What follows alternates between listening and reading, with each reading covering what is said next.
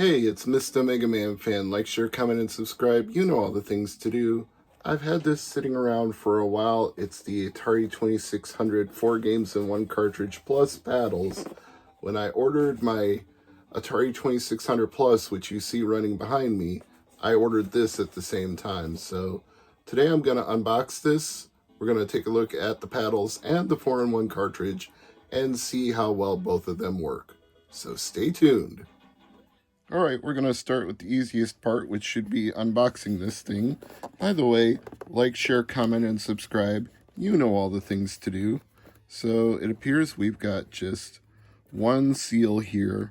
I'm not even going to grab a knife. I'm just going to try to pry it up with my finger. That got us there. Alright, let's take a look at the contents. We got our 4-in-1 cartridge here. This is old school with dip switches on it, so you're not going to have a menu system as such. You're going to have to actually physically flip a switch on the back for whichever game you want to play, which I don't mind. That's how multi-carts were built back in the days before larger EEPROMs got cheap and had enough room to store menu systems. This is very old school, and since we're going for old school, I actually appreciate that. No instructions in the box, by the way. Just the cartridge and the paddles. So if you need to look up instructions, you're going to have to go online to an Atari website. Working paddles might be worth it for the price of admission alone. If you're not familiar with paddle games, it means you move something on the screen by turning the dial left or right. And they always come in pairs. Ever since I was little, they've always been paired so that you can play with a friend. Or in some really innovative homebrew games like Marble Craze, you can use one as a horizontal tilt and the other as a vertical tilt. But that's not what we're playing today. Let me plug these in, let me plug in the cartridge, and then we will get to testing both. So according to the cartridge sleeve, Breakout is the default game with all 4 dip switches up. So let's turn on the 2600 Plus and see if that's the case.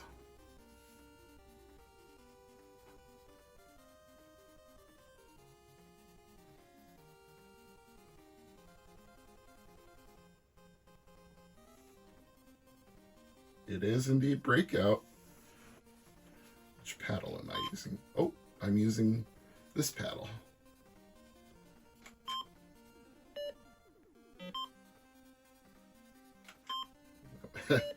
As you can see, timing is everything.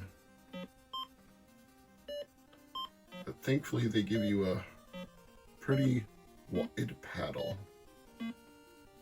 Although I think it looks even wider right now because the aspect ratio is not correct. Let's see. This one? There we go. That looks a little more reasonable. Now it's not stretched out to fill the whole screen. Some people might prefer it that way, but I want the original aspect ratio I would have known back in the day. Although this way of playing it is much crisper than you would have had back in the day, because you probably would have been hooking it up with alligator clips or coax. You would not have had crystal clear HDMI output that looked like this. You'll notice when the ball is hit at an angle, it picks up speed, which makes it a lot harder to hit, but that's what you have to do. Let me reset this and give it another go.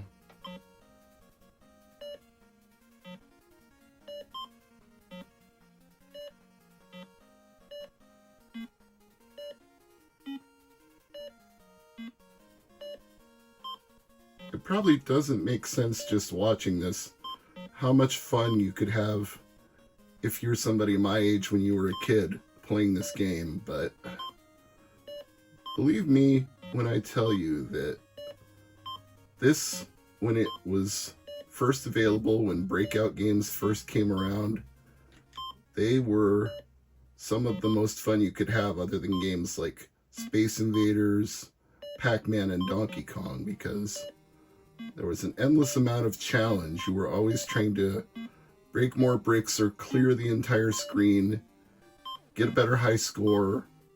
You could while away hours playing this game, just trying to constantly improve your technique. And one of the best ways to do it in some of the breakout type games is to break all the way through to the top and then have your, well, it's essentially a pong ball, isn't it? You want that pong ball up at the top of the screen, bouncing back and forth between the top row and the wall so that it continually breaks the bricks for you without you having to guide it. But when it gets moving fast like that, just keeping up with the actual ball itself is part of the challenge. 1 down and 3 up. So flip this over. 1 down, 3 up. So we should now have Canyon Bomber when we put this cartridge back in.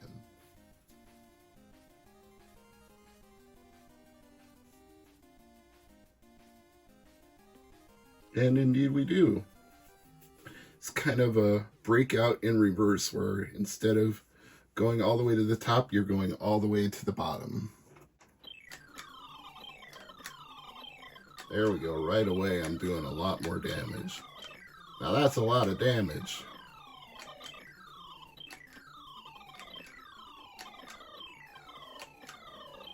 I'm still behind in points, but at least I'm actually hitting stuff. You can't fire again too soon, because if you do, it takes away your missile and replaces it with a new missile. Gotta wait till the first one destroys as much as it can.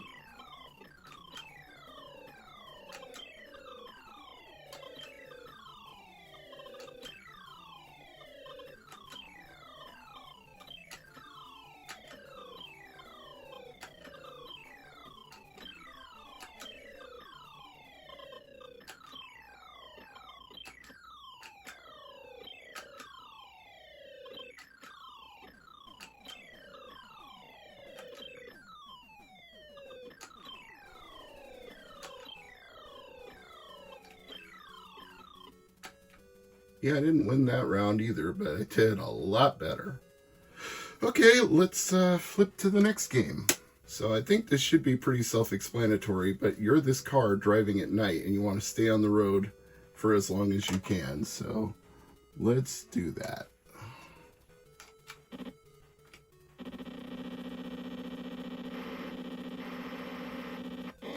And that's what you don't want to do, is hit any obstacles on the road. Or the other side of the road, for that matter. I'm out of practice. I haven't done this for a long time.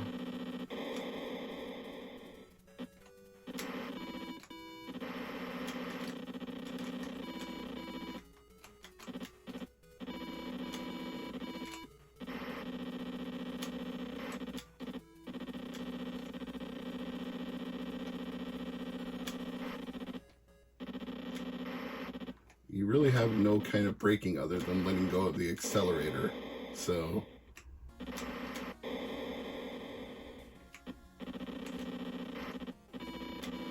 somehow I always felt like this game was a little better in black and white than in full color.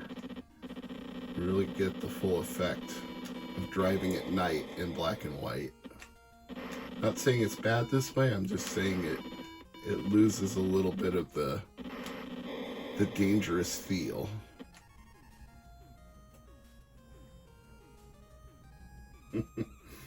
Guess what? Video Olympics is another word for Pong.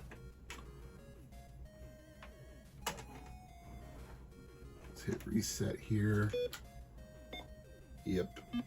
It's Pong by a different name.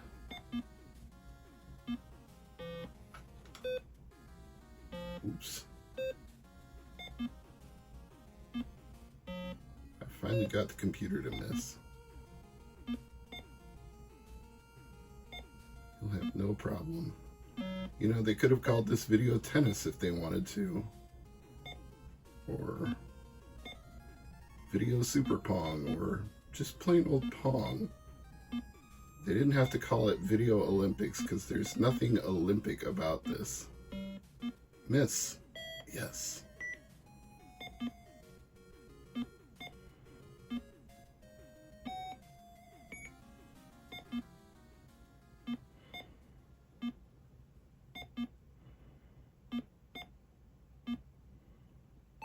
That's more like it.